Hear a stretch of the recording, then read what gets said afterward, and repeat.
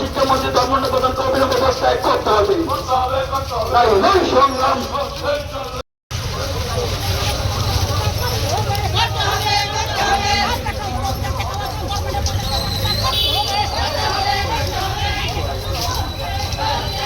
সাথে আপনারা সহমত পোষণ করেন না।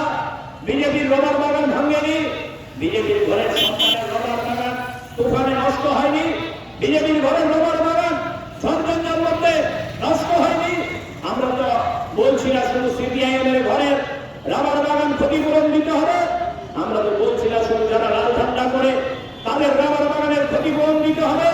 আমরা বলছি আমাদের গরিব রাবার চাষি যারা আছে, যারা ঝড় যাদের রাবার নষ্ট হয়েছে, তাদেরকে ক্ষতিপূরণ দিতে হবে।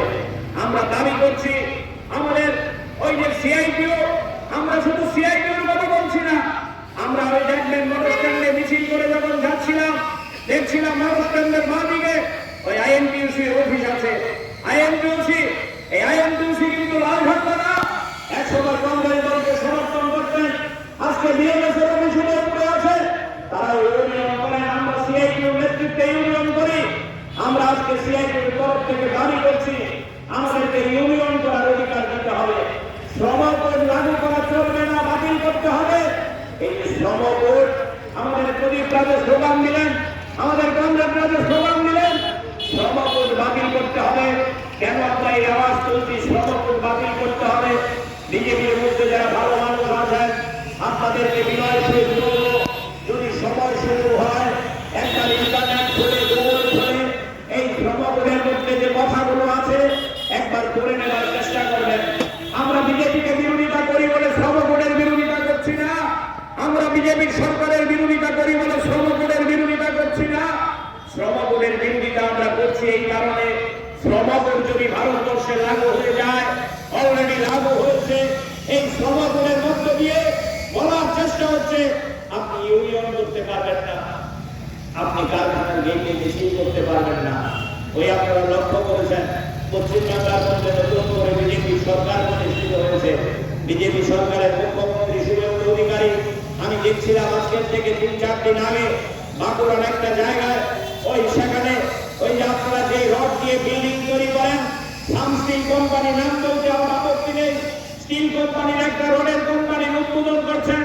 ওই উদ্বোধন করতে গিয়ে বলছেন যদি কারখানার গেইটে আন্দোলন হয়, কারখানার গেইটে যদি লড়াই হয়, কারখানার গেইটে যদি কেউ তাড়া দেয়, তাদেরকে পুলিশের লকআপে পুরে দেব, 1 বছর তারা থানা থেকে ছাড়া পাবে না, জেল থেকে ছাড়া পাবে না বলছে শুভেন্দু অধিকারী। এটা কেন বলছে? শ্রম কোডের সাহসে। শ্রম কোডের মধ্যে বলছে আপনি শ্রমিক, আপনি লড়াই করতে পারবেন না, আপনি ইউনিয়ন করতে পারবেন না, আপনি আন্দোলন করতে পারবেন না। বলছিল ওই আমাদের দিলীপ দত্ত, এটা ব্রিটিশ আমল নাকি? এটা তো ব্রিটিশ আমল না।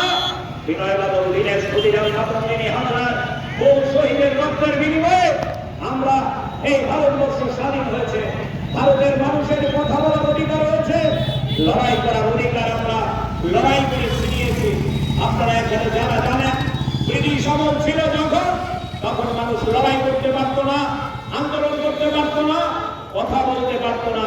কথা বললে তাদেরকে গ্রেফতার করে ওই আন্দামান সেরোলার জেলে পাঠিয়ে দেওয়া হতো, জেলখানে আটকে রাখা হতো। ভগৎ সিংকে ফাঁসি কাস্টে ঝুলিয়েছে, বিনয় বাদল দীনেশকে ফাঁসি কাস্টে ঝুলিয়েছে। আর আজকে আমাদের দেশের রাজ্যের শাসক দল তারা বলছে লড়াই করলে আপনাদের জেলে ঢুকিয়ে দেওয়া হবে, লড়াই করা যাবে না, আন্দোলন করা যাবে না। আপনাদের অভিজ্ঞতা আছে উদয়পুরের মানুষের, আমরা যখন মিছিল করার জন্য মিটিং করার জন্য অনুমতি চাই, 100টা অনুমতি চাইলে 80টা আমাদের অনুমতি দেওয়া হয় না। থানার থেকে বলে দেওয়া হয় আইন শৃঙ্খলা নেই, আপনি মিছিল করতে পারবেন না।